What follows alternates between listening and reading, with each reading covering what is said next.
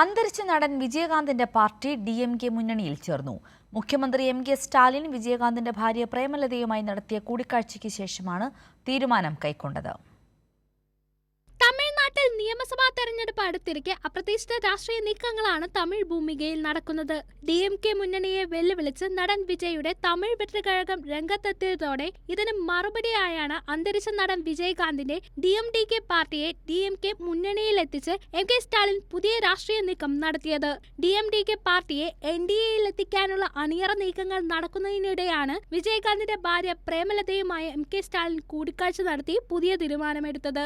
വരുന്ന രാജ്യസഭയിലേക്കുള്ള തെരഞ്ഞെടുപ്പിൽ ഒരു സീറ്റ് DMDKക്ക് നൽകാനാണ് ധാരണ.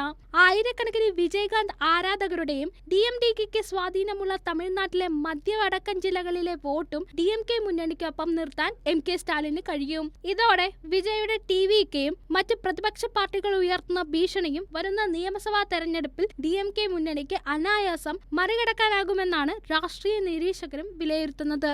News desk, Kairali news.